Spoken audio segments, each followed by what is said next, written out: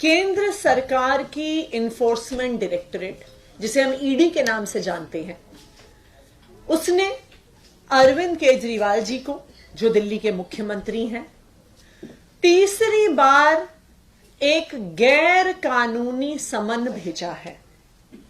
और गैर कानूनी समन में उन्होंने अरविंद केजरीवाल जी को ईडी के सामने पेश होने को कहा है। जब 2 बार समन आया तो अरविंद केजरीवाल जी ने स्पष्ट तौर पर कई सवाल पूछते हुए इन्फोर्समेंट डायरेक्टोरेट को चिट्ठी लिखी। उन्होंने पूछा कि मुझे किस आधार पे, किस बिना में, किस कैपेसिटी में बुलाया जा रहा है। क्या मुझे एक विटनेस के तौर पे बुलाया जा रहा है? क्या मुझे एक अक्यूज्ड के तौर पे बुलाया जा रहा है? क्या मुझे दिल्ली का मुख्यमंत्री होने के नाते बुलाया जा रहा है?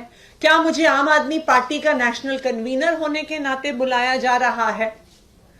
लेकिन तीनों बार चिट्ठी भेजने के बावजूद ईडी ने आज तक अरविंद केजरीवाल जी के सवालों का जवाब नहीं दिया।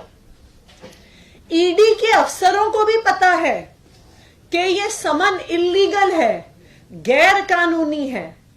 अगर इसका कानून में आधार होता तो ईडी अरविंद केजरीवाल जी की चिट्ठी का जवाब क्यों नहीं देती? वो स्पष्ट तौर से समन में लिखती क्यों नहीं कि क्यों बुलाया जा रहा है?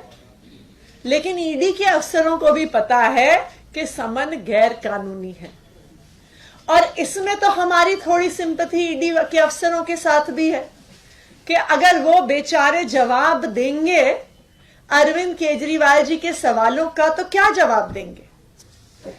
अगर वो सच सच जवाब दें तो उनको ये कहना पड़ेगा कि हमने तो ये समन इसलिए भेजा है क्योंकि हमें बीजेपी के हेडक्वार्टर से आदेश आया था, और हमने तो ये समन इसलिए भेजा है क्योंकि भारतीय जनता पार्टी के प्रवक्ताओं ने इस समन पे प्रेस कॉन्फ्रेंस कर दी है।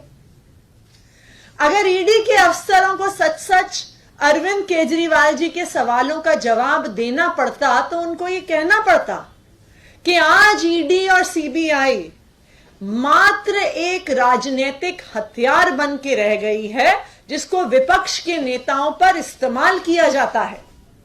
उनको ये कहना पड़ता कि सिर्फ इंडिया अलायंस के नेताओं पर छापे पड़ते हैं, उनको समन भेजे जाते हैं, उनको गिरफ्तार किया जाता है, लेकिन अगर कोई भी नेता भारतीय जनता पार्टी में आ जाए तो फिर ईडी के समन बंद हो जाते हैं, गिरफ्तारियां बंद हो जाती हैं, केस की फाइलें बंद हो जाती हैं, और ईडी कोर्ट में जाके बोलता है कि जी हम केस को बंद करना चाहते हैं।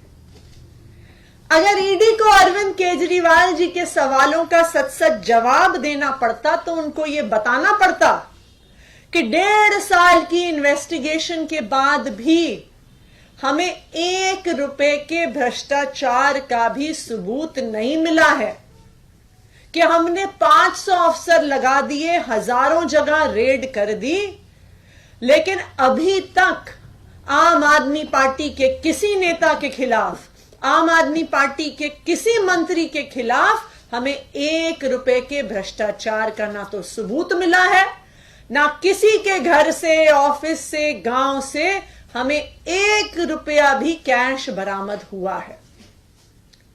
तो इसलिए स्वाभाविक बात है कि ईडी इतना सच बोल नहीं सकती है, उसके अफसर इतना सच बोल नहीं सकते हैं। इसीलिए ईडी अरविंद केजरीवाल जी के सवालों का जवाब नहीं दे रही है। उनको भी पता है कि ये जो समन भेजा गया है, ये जो अरविंद केजरीवाल जी को गिरफ्तार करने की साजिश है, ये सिर्फ और सिर्फ आने वाले लोकसभा चुनाव की वजह से है। लोकसभा चुनाव कुछ महीने में आने वाला है। सारे विपक्ष के दल इंडिया गठबंधन के तौर पे साथ आ रहे हैं। भारतीय जनता पार्टी शासित केंद्र सरकार को चैलेंज कर रहे हैं और आज भारतीय जनता पार्टी ईडी और सीबीआई को इस्तेमाल करके अपने विपक्षियों को खत्म करना चाहती है। आज अगर आप देखिए, समन किसको आता है, गिरफ्तारी किसकी होती है, छापे किसके यहां पड़ते हैं, सिर्फ और सिर्फ विपक्ष के नेताओं के यहां।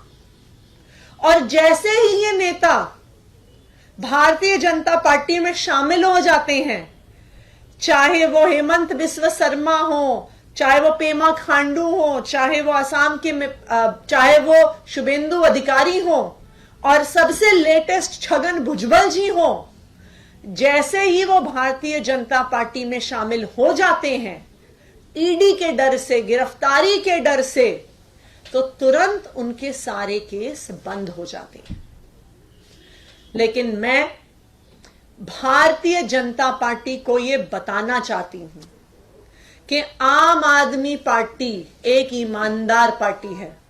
ना हमने 1 रुपए का भ्रष्टाचार आज तक किया है, ना 1 रुपए का भ्रष्टाचार करेंगे। इसलिए हमें भारतीय जनता पार्टी की ईडी, सीबीआई, जेल की धमकियों से डर नहीं लगता है। आपने जितनी रेड करनी है कर लो, आपने जितने समन भेजने हैं भेज दो, आपने जितने लोगों को गिरफ्तार करना है कर लो। आखिरकार सच्चाई आज नहीं तो कल पूरे देश के सामने आएगी। आम आदमी पार्टी को आपकी धमकियों से डर नहीं लगता है। आम आदमी पार्टी के नेताओं को जेल जाने से डर नहीं लगता है। हम भारतीय जनता पार्टी शासित केंद्र सरकार के खिलाफ लड़ते रहेंगे, चाहे ईडी और सीबीआई की कितनी धमकी आ जाए। Thank you.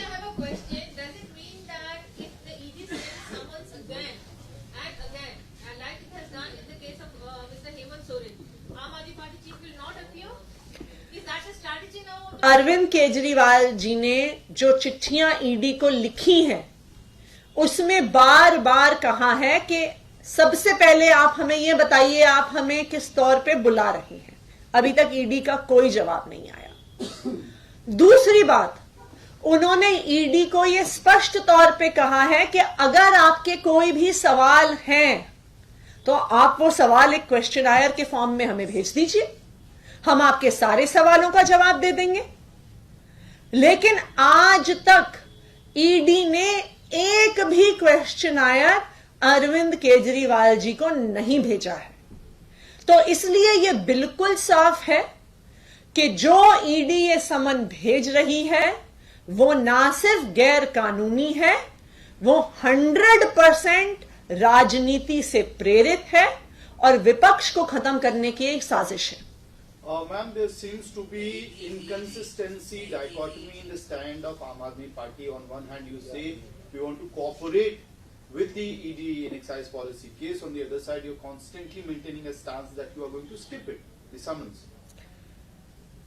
हमने बहुत स्पष्ट तौर पे कहा है कि ईडी का कोई भी सवाल है तो अरविंद केजरीवाल जी को एक क्वेश्चनेयर के तौर पे भेजा जाए। लेकिन ऐसा क्या सवाल है जो वो कागज पे लिख के नहीं भेज सकते? ऐसा क्या सवाल है जिसके लिए उनको अरविंद केजरीवाल जी को समन ही करना है, उनको ईडी के ऑफिस ही बुलाना है? ये बिल्कुल साफ है कि अरविंद केजरीवाल जी को लोकसभा के चुनाव से पहले गिरफ्तार करने की साजिश है, ये विपक्ष पे हमला करने की साजिश है। क्योंकि अगर ये सिर्फ सवाल जवाब की बात होती, अगर ईडी को वास्तविक तौर पर अरविंद केजरीवाल जी से कोई सूचना चाहिए होती तो वो उनको एक क्वेश्चनायर भेज देते, वो उसका जवाब दे देंगे। और झारखंड में जो एक्शन चल रहा है